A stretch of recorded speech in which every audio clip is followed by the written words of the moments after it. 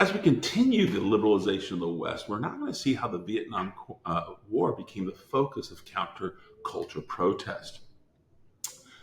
As early as the early 1960s, you begin to see, especially in the United States, student sit-in movements. They began to occupy government, university offices in hopes to demand change. They didn't want their universities to do any of the research that was going on that contributed to the Vietnam War. Plus, they're trying to make political statements. These even go all the way into Great Britain, as you see here, as there's two bobbies right in front of us facing a protest. Marches and encampments. This is something that's very interesting, especially in today's world.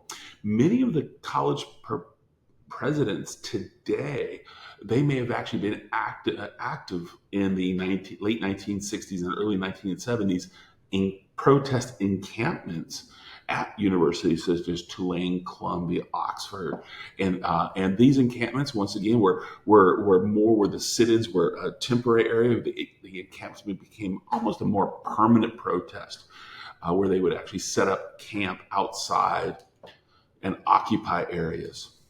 The marches here, we see there's a British campaign for peace in Vietnam because the British policy is this, they're part of NATO. They either directly or indirectly supported this war. So the hippies really began to conclude that the war was unethical as well as a death trap for their friends. There's a great techno song from the mid 1980s called 19, and its claim is the average age of the soldiers in Vietnam were 19. They're barely adults in the most traumatic situation, causing some of the worst atrocities that we could talk about. So this was a death trap. There was a constant fear of death. So this became the unifying force in the United States. These student protests really encompassed the Black Power movement, feminism, as well as the hippie movement. And this led us right to what we might call the revolutions of 1968. When I think of the revolution of 1968, it does harken back to 1848 for me. And these revolutions we begin to see them in West Berlin as several neo-Marxists under the influence of one-dimensional man. They challenge the West Berlin authorities, but the average person is going to really bring down violence against them. And again, West Berlin is really obviously inside the middle of the Iron Curtain states, behind the Iron Curtain. So even though they have this West Berlin student protest, it's going to have a brutal put down by the people. In France has the largest of these revolutions.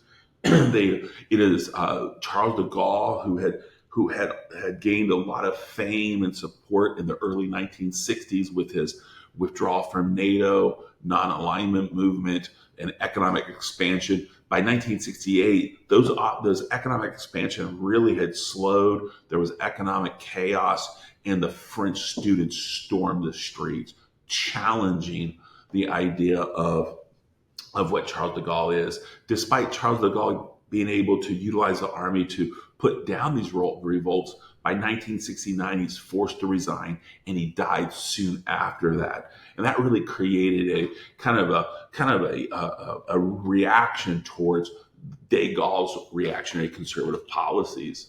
And throughout the United States, college campuses, from Cal Berkeley to Tulane to Columbia, we begin to see students really taking a non-aggressive, non-violent aspect, but it led to much of these cultural revolutions.